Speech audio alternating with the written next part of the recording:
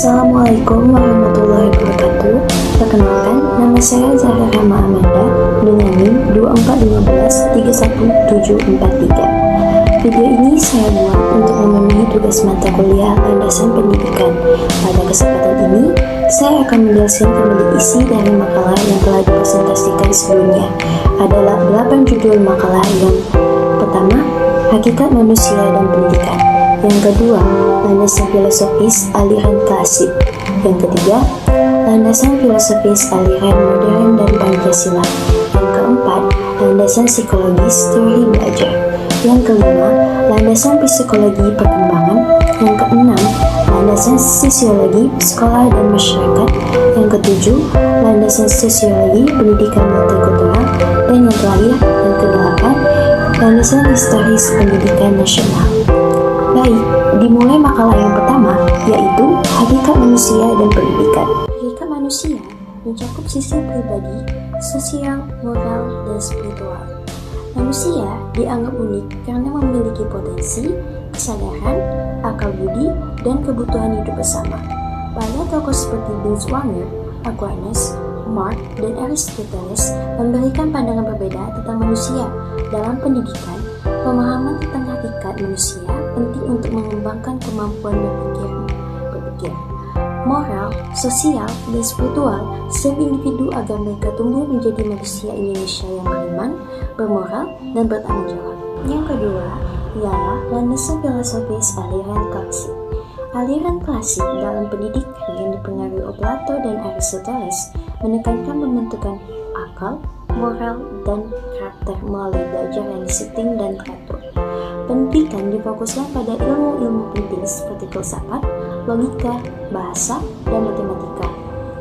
Guru menjadi pusat pembelajaran, sementara siswa belajar secara penuh dan sistematis. Meski sering dikritik karena mendekatkan intelektual, nilai-nilai dasar aliran filsafat seperti kedisiplinan, logika, dan pembentukan karakter masih relevan dan digunakan pada pendidikan modern. Yang ketiga, landasan filosofis aliran modern dan Pancasila.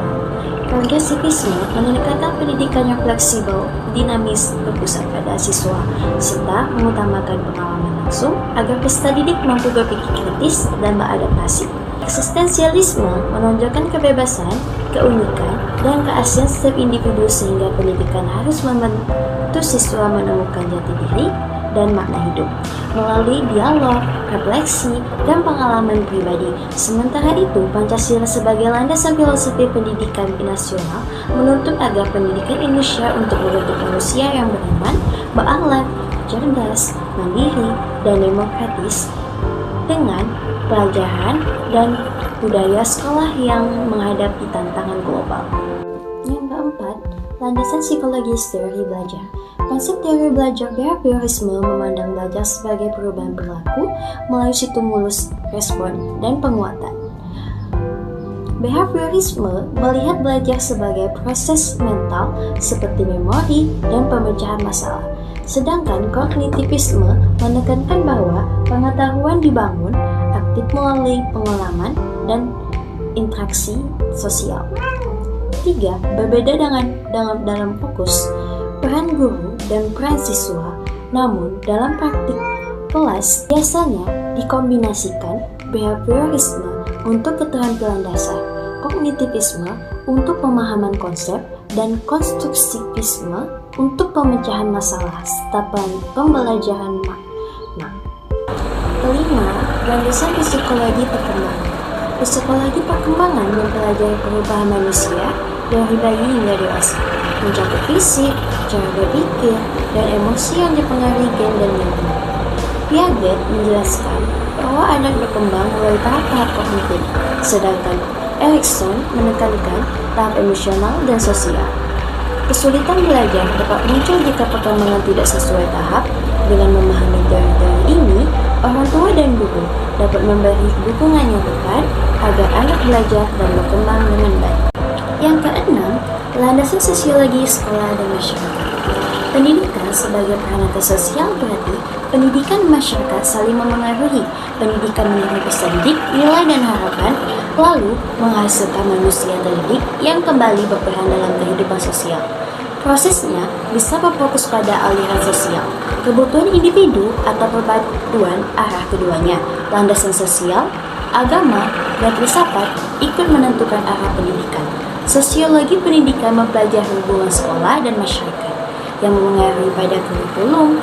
Sekolah berperan sebagai agen perubahan, serta pentingnya kerjasama antara sekolah, masyarakat, dan pemerintah. Yang ketujuh, landasan sosiologi pendidikan multikultural. Landasan sosiologi multikultural menekankan bahwa pendidikan harus sesuai dengan kehidupan sosial, nilai, dan budaya masyarakat. Pendidikan multikultural menghargai keberagaman dan memberi semua siswa kesempatan yang sama tanpa diskriminasi. Tujuan membentuk siswa yang toleransi, adil, dan menghormati. Perbedaan pelaksanaannya dipengaruhi oleh individu, masyarakat, dan budaya, serta didukung faktor internal seperti guru, keluarga, masyarakat, dan lain-lain.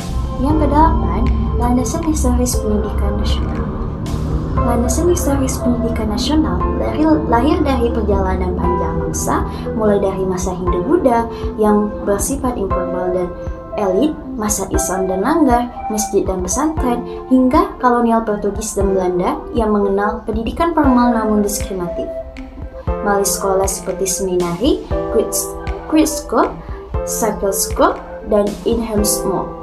Setelah kemerdekaan, Orde Lama membentuk Kemendikbud, menetapkan wajib belajar 6 tahun, serta menyusun kurikulum nasional, meski terhambat kondisi politik dan ekonomi.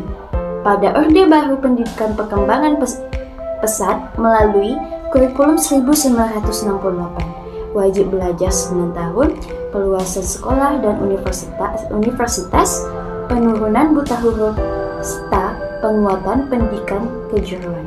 Baik, hanya ini yang dapat saya sampaikan. Saya akhiri. Wassalamualaikum warahmatullahi wabarakatuh.